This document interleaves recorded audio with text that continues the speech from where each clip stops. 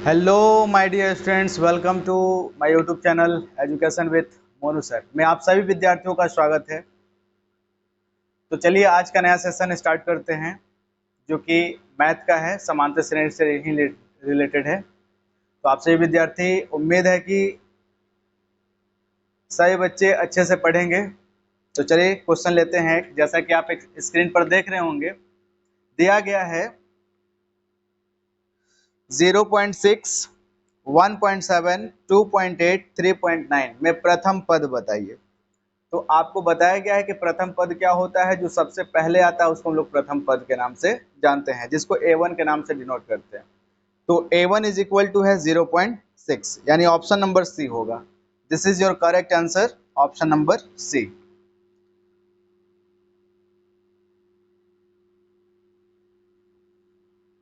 ठीक है।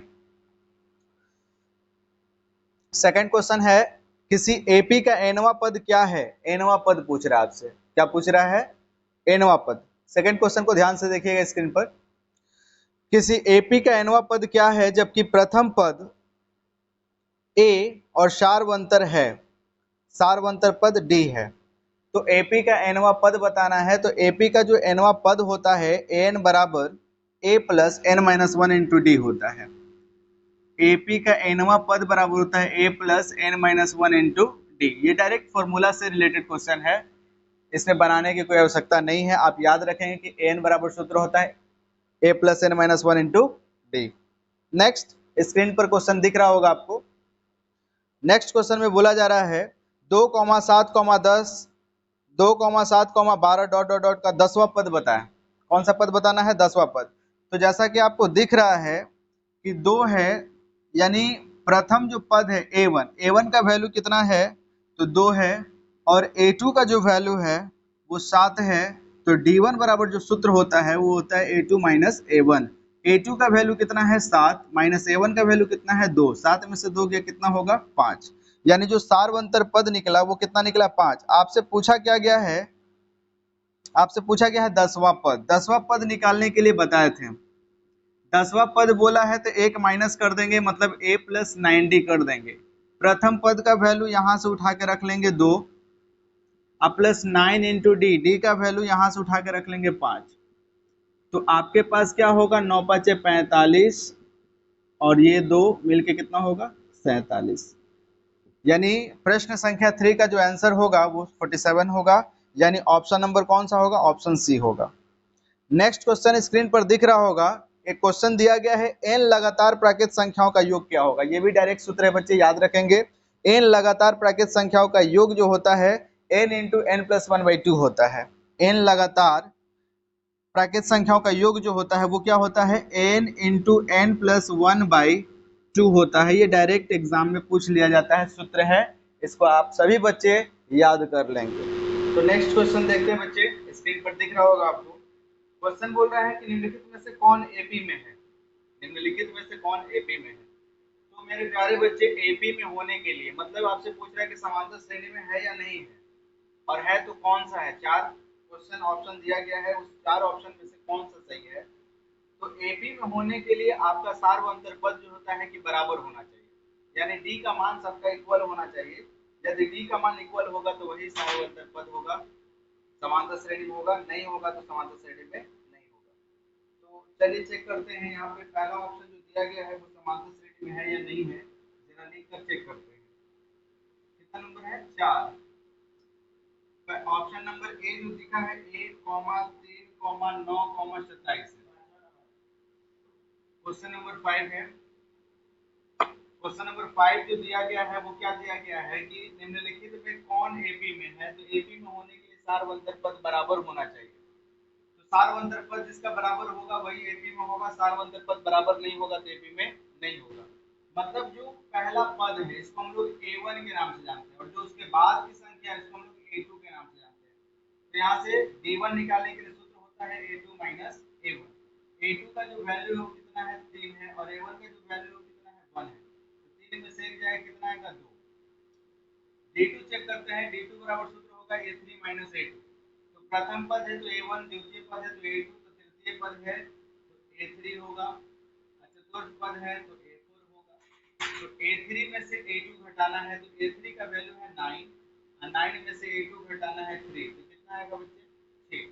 तो आप देख सकते हैं यहाँ पे 2 है और यहाँ पे 6 है, यानी कि दोनों का डिफरेंस बराबर नहीं है, मतलब दी गई सूची एपी में नहीं है, तो पहला ऑप्शन नहीं होगा। सेकंड ऑप्शन को चेक करते हैं, ऑप्शन नंबर बी। 1 का स्क्वायर दिया है, 2 का क्यूब दिया है, फिर 5 का स्क्वायर दिया है, फिर 7 का स्क्वायर दिया है। 1 का स्क्वायर 1 होता है, 2 का क्यूब 8 होता है, 5 का स्क्वायर 25 होता है, 7 का स्क्वायर 49 होता है। डिफरेंस कितना का है? तो 8 में से 1 या 7 का डिफरेंस है, 25 में से 8 जाएगा तो कितना बचेगा? 25 में से 8 तो 17 3 20 और 5 25 यानी 17। इसका जो डिफरेंस हो गया इन दोनों के बीच का डिफरेंस 17 हो गया। 17 3 20 और 5 25। यहाँ से 49 और 24 के बीच का जो डिफरेंस होगा वो 24 होगा। आप देख सकते हैं कि यहाँ 7 है, यहाँ 17, यहाँ 24, तो ये तीनों इक्वल नहीं है, यानी सार्वंतर बराबर नहीं है, मतलब ये एपी में नहीं होगा। एपी में होने के लिए सार्वंतर पद बराबर होना चाहिए। चलिए ऑप्शन नंबर सी को चेक करते हैं। ऑप्शन नंबर सी दिया गया है 0 है, कॉमा -4 है, फिर -8 है, फिर -12 है। यहाँ पे जो प्रथम पद है इसको हम लोग A1 बोलते हैं, जो द्वितीय पद है इसको हम लोग A2 बोलते हैं, जो तृतीय पद है इसको हम लोग A3 बोलते हैं। तो D1 बराबर सूत्र होता है A2 A1। A2 का वैल्यू है -4, माइनस A1 का वैल्यू है 0, तो माइनस माइनस होता है प्लस, लेकिन चलिए माइनस का 4 में 0 जोड़ेंगे तो 4 ही होगा। चलिए तो D2 निकालते हैं, तो D2 बराबर होता है A3 A2। A3 का वैल्यू कितना है? -8 है, माइनस A2 का वैल्यू कितना है? -4 है।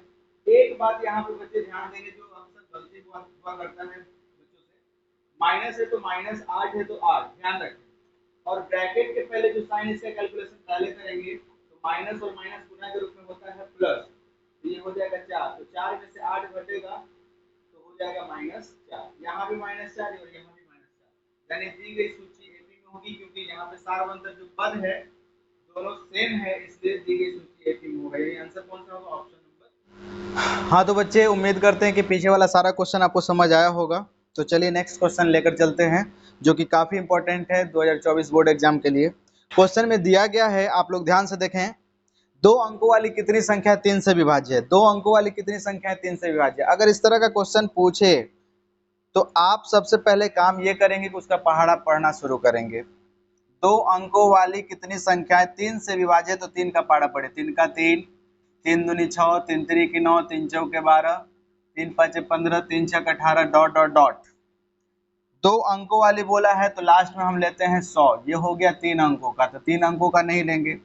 इधर इसके पहले है 1 अंकों का, तो इसको भी नहीं लेंगे। तो जो हमारा ओरिजिनल एपी निकल के बाहर आएगा वो क्या आएगा?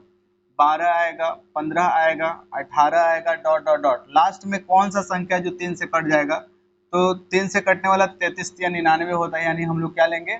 99 लेंगे। तो कितनी संख्या, यानी n की वैल्यू पूछ रहा है, नंबर पूछा जा रहा है, कितनी संख्या जो है 3 से कट जाएगा 2 अंकों वाली, ये देखना है। तो A1 हमारा कितना है? 12, और A2 हमारा कितना है? 15। तो D1 सूत्र क्या होता है? A2 - A1। A2 कितना है बच्चे? 15। A1 कितना है? 12। तो 15 में से 12 घटेगा तो कितना आएगा? 3। यहाँ पे जो अंतिम पद है वो है 99, यानी n का जो वैल्यू दिया है वो 99 दिया है। तो n बराबर सूत्र होता है a + n - 1 into D. n के जगह पे क्या रखेंगे? 99। a के जगह पे कितना रखेंगे? 12, प्लस n का वैल्यू पूछ रहा है तो n को n छोड़ देंगे इंटू डी। डी का जो वैल्यू है सार्वंतर पद वो 3 है। जरा ध्यान दें, ये प्लस में इधर आएगा तो माइनस में। यहाँ पे देखिए ब्रैकेट के बाहर ये 3 है, तो इसका गुणा इसके साथ भी होगा, इसके गुणा इसके साथ भी होगा। तो 3 में n का गुणा करेंगे तो 3n, और 3 में 1 का गुणा करेंगे तो 3 1 3। 9 में से 2 गया 7, 9 में से 1 गया 8, ये माइनस में 3 है, इधर आएगा तो प्लस में 3, 3n। 87 रुपये पहले से था, 3 रुपये आपने दिया, 90 रुपया बराबर 3n। 3 से कट जाएगा कितना बार में? 30 बार में।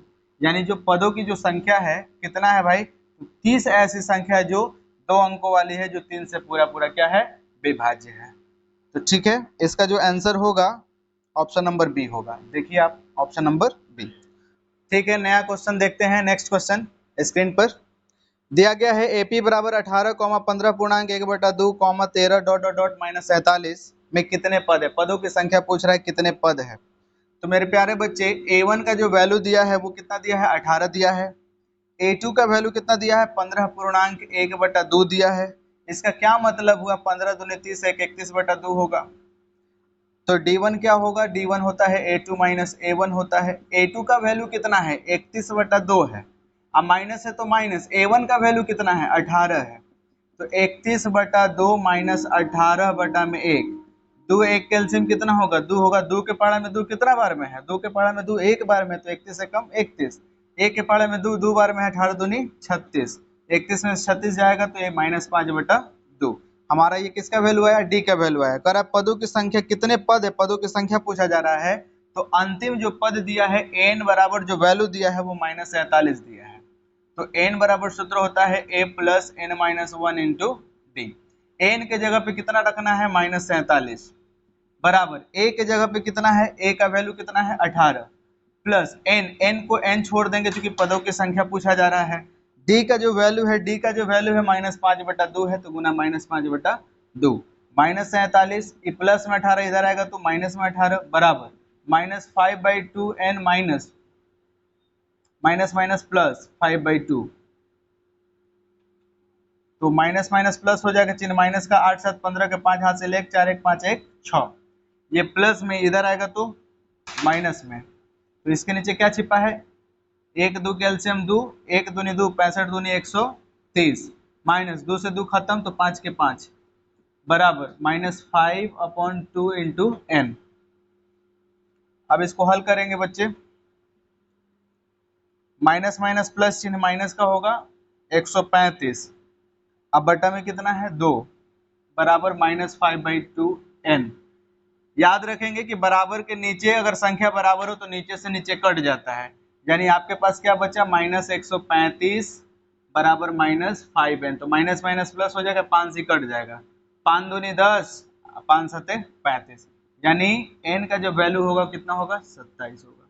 पदों की जो संख्या है टोटल 27 है, इनके बीच में पदों की संख्या कितना है, 27 ही है। यानी ऑप्शन नंबर कौन सा होगा बच्चे, देखो ऑप्शन नंबर ए होगा। तो नेक्स्ट क्वेश्चन बच्चे देखिए, नेक्स्ट क्वेश्चन दिया गया एपी का पहला पद 2 है और सार्वंतर पद 3 है। एपी का पहला पद यानी A1 कितना दिया है बच्चे, 2, और सार्वंतर पद कितना दिया है, 3, और कह रहा है कि 8वां पद बताओ, 8वां पद बताओ। तो 8वां पद निकालने के लिए a + 7d करेंगे, a + 7d करेंगे मतलब a के जगह पे a का मान रखेंगे, 7 × d, d का मान कितना है, 3 है। तो 2 + 17 के 21, 21 और 2 23, यानी जो हमारा 8वां पद होगा वो 23 होगा, यानी ऑप्शन नंबर सी होगा। चलिए तो नेक्स्ट क्वेश्चन देखते हैं। आपको एक स्क्रीन पर क्वेश्चन दिख रहा होगा, पूछ रहा है कि निम्नलिखित में कौन समांतर श्रेणी में नहीं है। समांतर श्रेणी में नहीं है, तो समांतर श्रेणी में नहीं होने के लिए क्या सूत्र होता है, जब डी का मान बराबर नहीं होगा तो समांतर श्रेणी में नहीं होगा। तो जो पहला ऑप्शन दिया गया है, ऑप्शन ए को चेक करते हैं, 21 है, 42 है, 63 है, 84 है, डॉट डॉट डॉट। तो 42 में से 21 घटेगा तो क्या आएगा, 21 आएगा। 63 में से 42 घटेगा तो कितना आएगा, 2, 3 में से 2 घटेगा तो 1, 6 में से 2 गया तो 4, 84 में से 63 घटाई, 4 में से 3 गया 1, 8 में से 6 गया 2, यानी सबका डिफरेंस बराबर, यानी ऑप्शन नंबर कौन सा होगा मेरे प्यारे बच्चे, कौन समांतर श्रेणी में है। तो ये तो समांतर श्रेणी में है, पूछा गया है कि समांतर श्रेणी में नहीं है। चलिए ऑप्शन नंबर बी चेक करते हैं, तो समांतर श्रेणी में है, बी चेक करते हैं। 11 है, 9 है, 7 है, 5 है। 9 में से 11 घटेगा तो -2 होगा, 7 में से 9 घटेगा -2 होगा, 5 में से 7 घटेगा तो -2 होगा, यानी ये भी समांतर श्रेणी में है। ऑप्शन नंबर सी को चेक करते हैं, 5 है, 7 है, 9 है, 11 है। 5 में 2 जोड़ेंगे तो 7, 7 में 2 जोड़ेंगे तो 9, 9 में 2 जोड़ेंगे तो 11, यानी डिफरेंस बराबर है, बराबर है तो समांतर श्रेणी में है। आपके पास ऑप्शन नंबर डी है, 0.3 है, 0.33 है, फिर 0.333 है, डॉट डॉट डॉट, इस तरह से है।